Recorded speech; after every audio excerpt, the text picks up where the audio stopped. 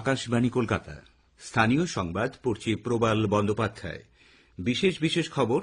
দেশে করোনা সংক্রমণের হার কিছুটা কমলেও পুজোর মুখে এ রাজ্যে করোনা সংক্রমণ বেড়ে চলেছে। গতকাল রেকর্ড সংখ্যক ৩,৭৭১ জন সংক্রমিত হয়েছেন। কোভিড পরিস্থিতি মোকাবিলায় এ রাজ্যের স্বাস্থ্য দপ্তরকে সাহায্য করতে কেন্দ্র একটি বিশেষজ্ঞ দল পাঠিয়েছে।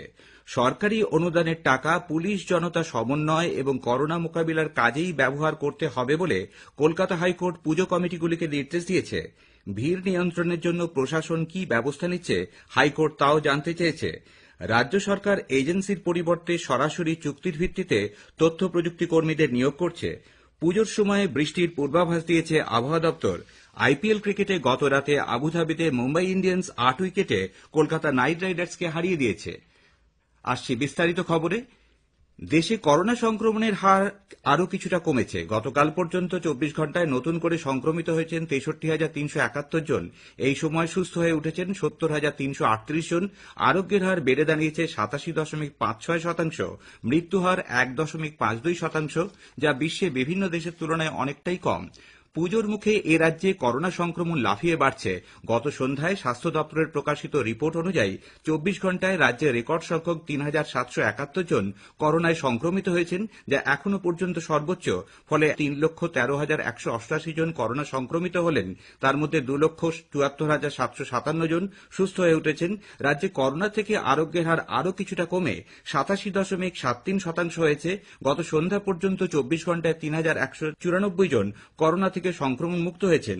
অন্যদিকে এই সময় নতুন করে ৩,৭৭১ জন নভেল করোনা ভাইরাসে সংক্রমিত হয়েছেন। এই সময় আরও ৬১ জন করোনা আক্রান্তের মৃত্যু হয়েছে। এর মধ্যে উত্তর ২৪ পরগনা ১৯ ও কলকাতার বিভিন্ন হাসপাতালে ১৩ জন মারা গিয়েছেন। ফলে এই নিয়ে রাজ্যে করোনা আক্রান্তের মোট মৃতের সংখ্যা বেড়ে হল ৫,৯৩১ জন। করোনায় আক্রান্ত দিলীপ ঘোষ, বিজেপি রাজ্য সভাপতির গতকাল কোভিড-১৯ টেস্ট রিপোর্ট পজিটিভ আসে। তাকে ভর্তি করা হয়েছে সল্টলেক আমরি হাসপাতালে। জ্বর রয়েছে তার, রাখা হয়েছে এইচডিইউতে। পূর্ব মেদিনীপুর জেলায় গত ২৪ ঘণ্টায় করোনায় আক্রান্ত হয়েছেন ১৩৮ জন, করোনা মুক্ত হয়েছেন ১২৭ জন। পূর্ব বর্ধমান জেলায় গত ২৪ ঘণ্টায় ৯৯ জনের করোনা সংক্রমণ ধরা পড়েছে। জলপাইগুড়িতে নতুন করে ৬ জনের রিপোর্ট পজিটিভ এসেছে। মাল ব্লকের ওদলাবাড়ি হাসপাতালে গতকাল ৯৫ জনের র্যাপিড অ্যান্টিজেন পরীক্ষা করা হয়। জলপাইগুড়ি পিসি শর্মা মোড়ে গত সন্ধ্যায় স্বাস্থ্যকর্মীরা পুজোর বাজারে করোনার অ্যান্টিজেন পরীক্ষা করতে গেলে ব্যবসায়ীদের বাধার মুখে পড়েন। পুজোর ৭ দিন আগে স্বাস্থ্য দপ্তরের এই পদক্ষেপের কারণে ব্যবসা ক্ষতিগ্রস্ত হচ্ছে বলে তাদের অভিযোগ। সৌমিত্র চট্টোপাধ্যায় শারীরিক অবস্থার আরও একটু উন্নতি হয়েছে। তিনি চিকিৎসায় সাড়া দিচ্ছেন। গতকাল শিল্পীর ছেলে ও মেয়ে তার সঙ্গে দেখা করতে গেলে তিনি তাদের চিনতে পেরেছেন ও কথা বলেছেন। বাইপ্যাপের আর প্রয়োজন হয়নি বলে বেলভিউ ক্লিনিকের পক্ষ থেকে ডক্টর অরিন্দম কর জানিয়েছেন। He is doing fine, better than yesterday, and every day he is slowly but gradually but consistently improving. Still there are issues of a little bit of restlessness and agitation, non-complete recovery of the brain functions and others, but he is being able to speak few words, recognize people, recognize the voice of a daughter. পুজোর মুখে রাজ্যে ক্রমবর্ধমান corona সংক্রমণ মোকাবিলায় রাজ্য স্বাস্থ্য দপ্তরকে সহায়তা করতে কেন্দ্রীয় স্বাস্থ্য ও পরিবার কল্যাণ মন্ত্রক একটি কেন্দ্রীয় দল পাঠিয়েছে। যুগ্ম সচিব মনমিত নন্দার নেতৃত্বে ৩ সদস্যের এই দলটি সংক্রমণ প্রভাবিত জেলাগুলি পরিদর্শন করে নজরদারি, নিয়ন্ত্রণ, নমুনা পরীক্ষা সহ সবকিছু খতিয়ে দেখে রাজ্য স্বাস্থ্য দপ্তরের আধিকারিকদের পরামর্শ দেবেন। দলের অন্য সদস্যরা হলেন ডক্টর এ.কে. মল্লিক ও ডক্টর সজল দে। রাজ্য ছেড়ে যাওয়ার আগে প্রতিনিধি দলটি দপ্তরের প্রধান সচিবের সঙ্গে দেখা করে এই সংক্রান্ত একটি রিপোর্ট জমা দেবেন বলে জানানো হয়েছে। কোভিড মোকাবিলায় কেন্দ্রীয় সরকারের রাজ্য সরকারগুলির সঙ্গে আলোচনা করেই পদক্ষেপ নেওয়া উচিত ছিল, কিন্তু কেন্দ্র তা করছে না বলে তৃণমূল কংগ্রেস সাংসদ ও আইএমএ রাজ্য সভাপতি ডাক্তার শান্তনু সেন অভিযোগ করেছেন। রাজ্যে করোনা পরিস্থিতি খতিয়ে দেখতে ফের কেন্দ্রীয় প্রতিনিধি দলের রাজ্যে আসার প্রেক্ষিতে ডাক্তার সেন গতকাল এই মন্তব্য করেন। রাজ্য সরকারের দেয়া অনুদানের টাকা পুজো কমিটিগুলো আলংকারিক অনুষ্ঠানের কোনো খরচে ব্যবহার করতে পারবে না। পুলিশ জনতা সমন্বয় এবং করোনা মোকাবিলার কাজেই তার ব্যবহার করতে হবে বলে কলকাতা হাইকোর্ট গতকাল নির্দেশ দিয়েছে। পুজো কমিটিগুলিকে সরকারের দেয়া অনুদানের বিরোধিতা করে হাইকোর্টে দায়ের হওয়া মামলার অন্তর্বর্তী রায়ে ডিভিশন বেঞ্চ নির্দেশ দিয়েছে, ক্লাবগুলি সরকারের কাছ থেকে পাওয়া ৫০,০০০ টাকার ২৫% পুলিশ জনগণ সমন্বয়ের জন্য খরচ করবে।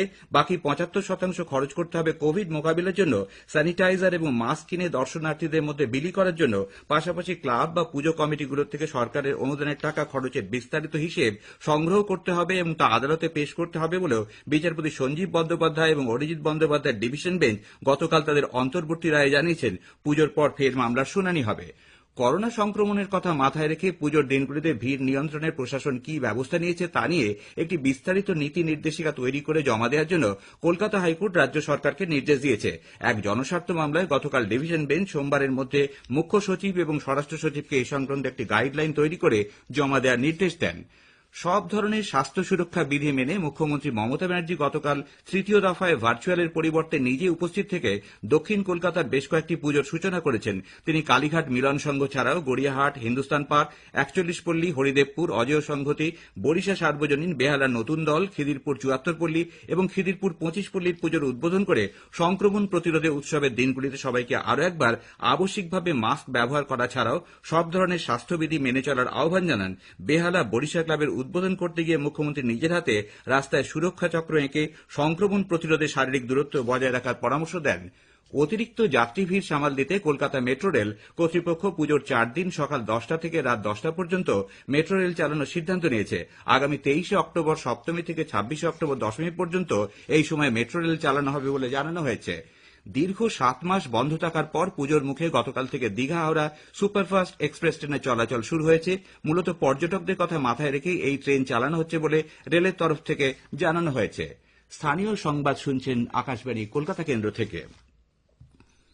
রাজ্য সরকার এখন এজেন্সির পরিবর্তে সরাসরি চুক্তিভিত্তিক পদ্ধতিতে তথ্য প্রযুক্তি কর্মীদের নিয়োগ করছে বলে মুখ্যমন্ত্রী মমতা ব্যানার্জি জানিয়েছেন।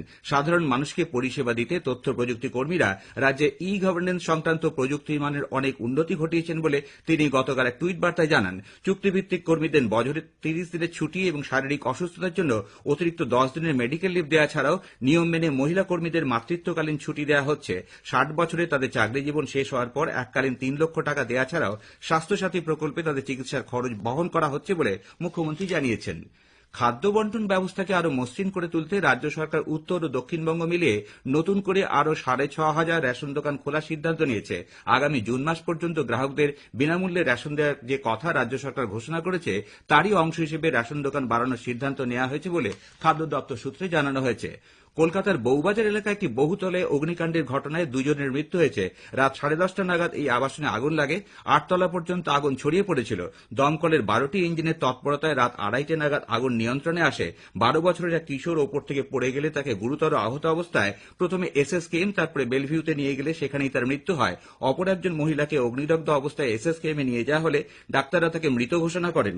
দমকলের ডিজি শ্রী জগমোহন জানিয়েছেন শর্ট সার্কিট থেকেই আগুন লেগেছে। বিজেপি পূর্ব মেদিনীপুরের পটাশপুরে পুলিশ হেফাজতে দলীয় কর্মীর মৃত্যুর ঘটনায় সিবিআই তদন্তের দাবি জানিয়েছে। দলের রাজ্য সাধারণ সম্পাদক ও সাংসদ লকেট চট্টোপাধ্যায় অভিযোগ করেছেন, বিজেপি করার অপরাধে দলীয় কর্মী মদন ঘড়ুইকে মিথ্যা মামলার গ্রেপ্তার এবং পুলিশ হেফাজতে পিটিয়ে হত্যা করা হয়েছে। গতকাল শ্রীমতী চট্টোপাধ্যায়ের নেতৃত্বে মদন ঘড়ুইয়ের মরদেহ নিয়ে বিজেপি কর্মীরা দলের সদর কার্যালয় থেকে মিছিল করে কালীঘাটের উদ্দেশ্যে রওনা দিলে বউবাজার এলাকায় পুলিশ তাদের পথ আটকায়। সে সময় লকেট চট্টোপাধ্যায় সহ দলীয় কর্মীরা পথ অবরোধ করে এবং রাস্তায় বসে বিক্ষোভ দেখাতে শুরু করে। পরে হাইকোর্টের নির্দেশ মেনে মরদেহ হাসপাতালে নিয়ে যাওয়া হয়। এদিকে দলীয় কর্মীর লকআপে মৃত্যুর ঘটনা নিয়ে বিজেপি নাটক করছে বলে পুর ও নগর উন্নয়ন মন্ত্রী ফিরহাদ হাকিম মন্তব্য করেছেন। আবহাওয়া দপ্তর পুজোর মুখে রাজ্যে বৃষ্টির পূর্বাভাস দিয়েছে। বঙ্গোপসাগরে নিম্নচাপ এলাকা তৈরি এবং তাতে জলীয় বাষ্প ঢুকে পড়ায় দক্ষিণ পশ্চিম মৌসুমী বায়ু রাজ্য থেকে এখনই বিদায় নিচ্ছে না। আগামী সোমবার ১৯ অক্টোবর নাগাদ মধ্য বঙ্গোপসাগরে একটি নিম্নচাপ তৈরি হতে চলেছে। এটি ওড়িশা অন্ধ্র উপকূলের দিকে এগিয়ে যাবে। এর ফলে গোটা রাজ্যেই বৃষ্টির সম্ভাবনা। আবহাওয়া দপ্তরের উপ পূর্বাঞ্চলীয় মহানির্দেশক সঞ্জীব বন্দ্যোপাধ্যায় জানিয়েছেন, বর্ষা পুজোর আগে বিদায় নেবে না। ১৯ তারিখ নাগাদ মধ্য বঙ্গোপসাগরে একটি নিম্নচাপ তৈরি হচ্ছে। যদিও তার অভিমুখ উড়িষ্যা অন্ধ্রের দিকে, কিন্তু আমাদের রাজ্যে জলীয় বাষ্পের যোগান বাড়বে, ফলে বৃষ্টির সম্ভাবনা থাকছে। দুটো ভাগে যদি আমরা দেখি, প্রাক পুজোতে কম, দক্ষিণবঙ্গে হালকা থেকে মাঝারি, উত্তরবঙ্গে হালকা। পুজোর সময় বৃষ্টির পরিমাণ এবং স্প্রেড দুটোই একটু বাড়ার সম্ভাবনা বেশি। আবুধাবিতে গতরাতে আইপিএল এর ম্যাচে মুম্বাই ইন্ডিয়ান্স ৮ উইকেটে কলকাতা নাইট রাইডার্সকে হারিয়ে দিয়েছে। নাইট রাইডার্সের ৫ উইকেটে ১৪৮ রানের জবাবে মুম্বাই ইন্ডিয়ান্স ২ উইকেটে প্রয়োজনীয় রান তুলে নেয়। আজ দুবাইয়ে রাজস্থান রয়্যালস রয়্যাল চ্যালেঞ্জার্স ব্যাঙ্গালোরের এবং শারজায় দিল্লি ক্যাপিটালস চেন্নাই সুপার কিংসের বিরুদ্ধে খেলবে। শেষ করার আগে বিশেষ খবরের কিছু অংশ আবার পড়ছি।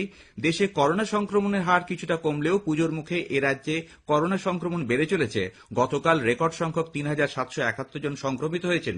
কোভিড পরিস্থিতি মোকাবিলায় এ রাজ্যে স্বাস্থ্য দপ্তরকে সাহায্য করতে কেন্দ্র একটি বিশেষজ্ঞ দল পাঠিয়েছে।